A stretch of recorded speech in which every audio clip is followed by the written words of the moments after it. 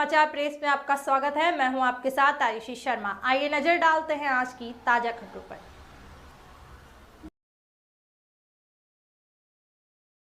Number 1 है। वहीं इंदौर में कई स्थानों पर आज भी भिक्षावृत्ति कई स्थानों पर चल रही है, जिसके कारण बच्चों को सही शिक्षा नहीं मिल पा रही है। बच्चे हर जगह भीख मांग रहे हैं एवं उनके परिजन इस काम में संलिप्त हैं। इस कड़ी में एनजीओ संचालक रूपाली जैन ने चर्चा की तो उन्होंने बताया कि मेरे जीवन का एक लक्ष्य है कि कोई भी व्यक्ति भिक्षा न मांगे एवं सभी व्यक्तियों को सही शिक्षा मिले।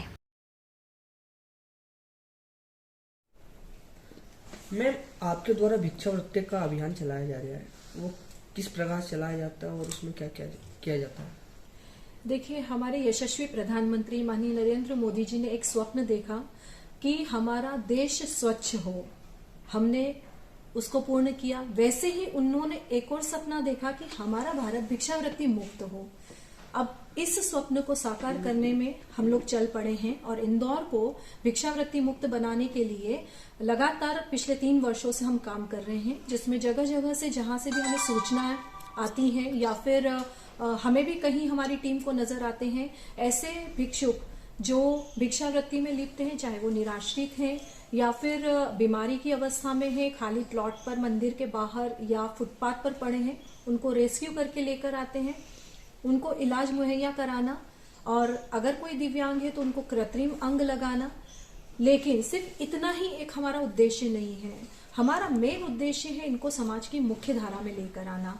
इसलिए इनका पुनर्वास किया जाना बहुत जरूरी है और स्व उत्थान, इनके रोजगार के माध्यम से इनको आत्मनिर्भर बना के समाज की मुख्य धारा में एक सम्मानजनक जिंदगी जीने के लिए हम लोग लेकर आ रहे हैं। किस तरह से रेस्क्यू किया जाता है आपकी टीम द्वारा?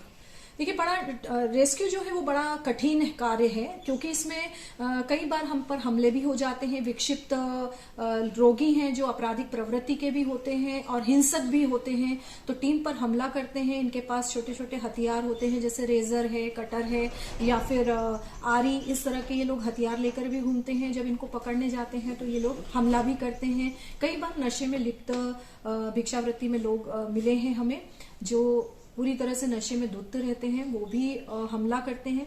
तो बड़ा कठिन कार्य है, लेकिन जैसे तैसे इनको रेस्क्यू करके हम लोग अपनी गाड़ी में यहाँ पर लेकर। आपके संस्थान को आर्थिक सहायता किसके द्वारा दी जाती है? क्योंकि प्रधानमंत्री द्वारा कहा गया है कि ये केंद्र की योजना है, तो इंदौर में आपको सहायता किसके द्वारा मिलती है? देखिए, केंद्र की स्कीम है और सामाजिक न्याय मंत्रालय के द्वारा केंद्र से फंड नगर निगम आता है। नगर निगम इसकी नोडल एजेंसी है, तो नगर निगम के माध्यम से जो है हमें फंड की व्यवस्था की जाती है। लेकिन अभी काफी टाइम से एक आर्थिक परेशानी हम लोग झेल रहे हैं और लगभग 16 महीनों से हमारे स्टाफ की सैलरी बकाया है। और चूंकि आप तो जानते ही हैं कि ये ऐसा अभियान है जिसमें 100% समर्पण भाव की जरूरत है और इसको कोई भी सक्षम परिवार का व्यक्ति इस अभियान से नहीं जुड़ेगा। तो जितना भी स्टाफ है वो बड़ा ही गरीब वर्ग से जुड़ा हुआ है, तो जिनका अगर 1 महीने 2 महीने का सैलरी भी अगर उनको नहीं दी जाए तो परिवार पूरा बिखर जाता है। और आज 16 महीने से सैलरी इन लोगों की बाकी है, तो तकलीफों का सामना तो हम कर ही रहे हैं और देखते हैं नगर निगम तक हमने अपनी बात पहुंचाई है और कैसे आपके द्वारा जो भिक्षुक लाए जाते हैं तो उनको कितने दिनों के लिए रखा जाता है संस्थान में? देखिए, क्या है, जैसे ऐसा कोई नियम तो नहीं बना है, लेकिन ये है कि जब हम उनको लेकर आते हैं और उनकी काउंसलिंग होती है, काउंसलिंग में जैसे जैसे उनकी फैमिली ट्रेस होती है, परिवार का पता बताते हैं, वो ढूंढते हैं। अब यहाँ पर हमने जब इंदौर से रेस्क्यू किए तो यूपी, बिहार, महाराष्ट्र, तेलंगाना के भी लोग हैं, आसाम के भी लोग हैं, गुवाहाटी के लोग हैं, दूर राज्यों के, बांग्लादेश के भी लोग हमें इंदौर में मिले हैं।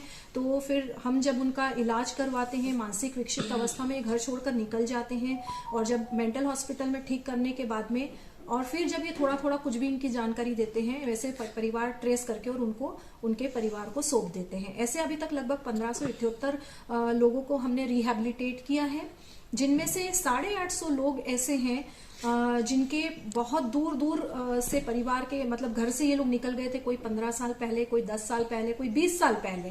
तो आप सोचिए कि परिवार के लोग तो इनको मरा हुआ मान चुके थे, लेकिन जब इतने सालों के बाद हमने जब उनकी परिवार को सौंपा तो उनकी खुशी का ठिकाना ही अलग होता है। आपका परिचय? रूपाली जैन, संस्था प्रवेश।